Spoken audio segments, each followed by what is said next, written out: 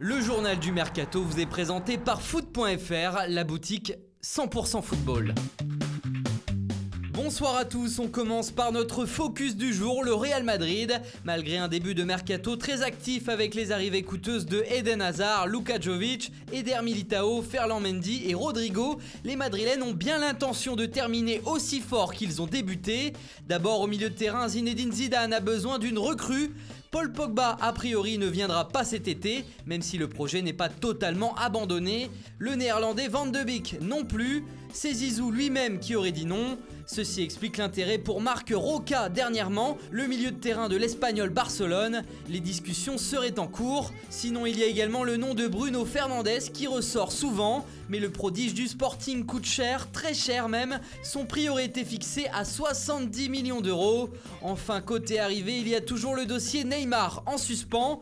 Florentino Pérez aurait proposé 100 millions d'euros plus Gareth Bale, plus James Rodriguez, plus Keylor Navas. Offre refusée par le board parisien.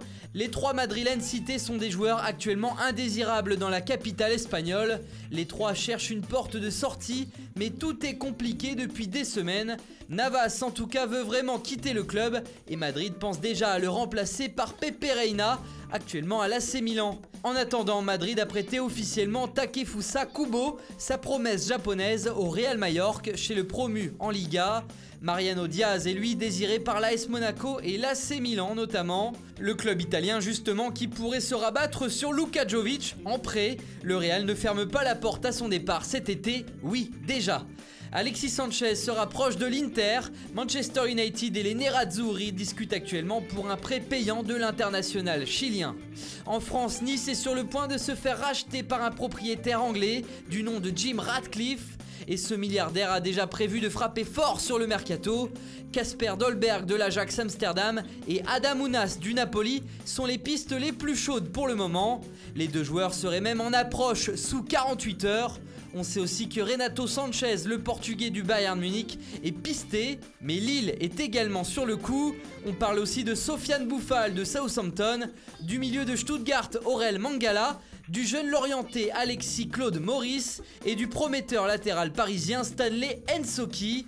Bref, ça va bouger au gym. À l'OM, Luis Gustavo a des envies d'ailleurs. En Turquie, le Fenerbahçe est passé à l'attaque pour récupérer le Brésilien de Marseille. Et c'est officiel, Kostas Mitroglou, l'attaquant qui appartient toujours à l'OM, est de nouveau prêté. Le club turc de Galatasaray a annoncé que le buteur grec de 31 ans a été prêté pour la saison à venir au PSV Eindhoven, aux Pays-Bas. N'entrant pas vraiment dans les plans de Tottenham, Georges Kevin Nkoudou rejoint lui le Beşiktaş à Istanbul. Il a signé là-bas un contrat de 4 ans. Le jeune attaquant du Paris Saint-Germain, Samuel Essendé, rejoint l'Union Sportive Avranches, club de National 1, dans le cadre d'un transfert définitif. Guingamp recrute Franci Pierrot pour 4 saisons. L'attaquant débarque du club belge de Moucron.